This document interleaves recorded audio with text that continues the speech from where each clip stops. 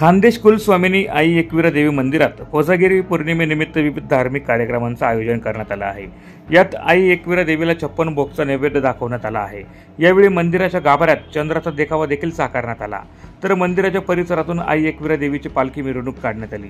तर आई एकविरा देवी मंदिरात आलेल्या भाविकांसाठी अन्नदानाची व्यवस्था देखील मंदिर ट्रस्टच्या वतीने करण्यात आली होती। कोजागिरी पौर्णिमेनिमित्त मंदिरात विविध धार्मिक कार्यक्रमांचं आयोजन करण्यात आलं आहे। तर सकाळपासून तर सायंकाळपर्यंत भाविकांनी दर्शनासाठी मोठ्या प्रमाणात गर्दी केली असून सायंकाळी जागरणाचा कार्यक्रम देखील होणार असल्याची माहिती मंदिराचे ट्रस्टी सोमनाथ गुरव यांनी प्रसार माध्यमांना दिली आहे।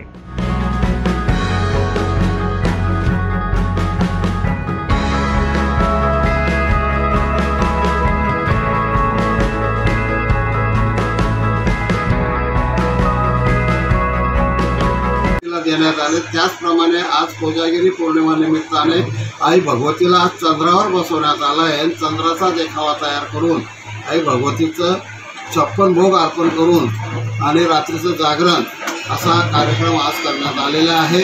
आणि या कार्यक्रमानिमित्ताने सर्व भाविक भक्तांना हार्दिक शुभेच्छा आणि कार्यक्रमाचा सगळ्यांनी लाभ घ्यावा। धन्यवाद।